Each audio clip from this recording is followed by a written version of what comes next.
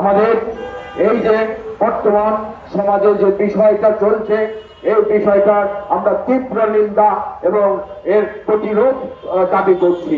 কারণ আজকে সকালেও আমি যখন পত্রিকা পড়েছি, সেখানে 5টির অধিক ধর্ষণের ঘটনা আমি নিজে পড়ে এসেছি সকালবেলায়। সুতরাং এটি একটি দুর্বিষহ ঘটনা। বাংলাদেশের মানুষদের মন থেকে কি মানবিকতা উঠে গেল? এই প্রশ্ন শিল্পীদের, এই প্রশ্ন নির্মাতাদের। এই ঈদে জামা জুতো অ্যাক্সেসরিজের ডিসকাউন্ট। আজকে যে মব জাস্টিস তৈরি হয়েছে, যে মব জাস্টিস নিজেরা বিচার করছে, কেন করছে? যারা এগুলো করবার কথা, আইন প্রয়োগকারী সংস্থা যাদের এগুলো করবার কথা, স্বরাষ্ট্র মন্ত্রণালয় যাদের এগুলো করবার কথা, আইন মন্ত্রণালয়, আইন উপদেষ্টা, তারা যখন কোনো কিছুই করছে না, তখন জনগণ নিজের হাতে অনেক ক্ষেত্রে বিচারের দাবি তুলে নিচ্ছে এবং বিচারের কার্যক্রম তারা করছে। এইভাবে যদি চলতে থাকে, বাংলাদেশ বর্তমানে যে অবস্থায় আছে সেটা বসবাসের অযোগ্য হয়ে যাবে।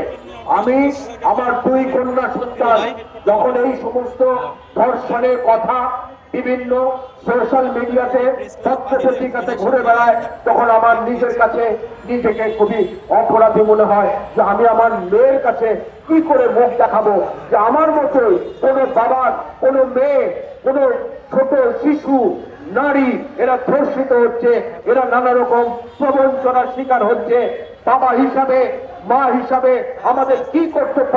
সন্তানের নিরাপত্তা রাষ্ট্র দিতে পারছে না, আমরা পারিবারিক ভাবে দিতে পারছি না। সুতরাং আমি উদাত্ত কণ্ঠে আজকে এখানে বলতে চাই, এই যে অবস্থা চলছে, ধর্ষণের যে মহামারী শুরু হয়ে গেছে, এটা অবিলম্বে বন্ধ করতে হবে। আপনাদের কাছে আমাদের অনুরোধ, আপনাদের লেখনীর মাধ্যমে, আপনাদের মিডিয়ার প্রচারণার মাধ্যমে এই বিষয়টাকে নিয়ে এমন একটা সোচ্চার করে তুলুন পুরো বাংলাদেশকে, যাতে এই ধর্ষকদের, এই প্রতারকদের সর্বোচ্চ যে শাস্তি সেটা নিশ্চিত করতে এই সরকার বাধ্য হয়। আর তা না হলে আমরা বলতে চাই, এই বিশৃঙ্খলা, এই উশৃঙ্খলা শিল্পী সমাজ, নির্মাতা সমাজ আর মেনে নেবে না। আমরা আপনাদের কাছে কিছুদিনের দেখব, আমরা সময় দিচ্ছি। আপনারা এটা যদি নিশ্চয়তা করতে পারেন, যদি বাংলাদেশকে একটি শান্তির জায়গায় নিয়ে আসতে পারেন, তাহলে আপনারা আপনাদের রাষ্ট্রীয় কার্যক্রম করবেন।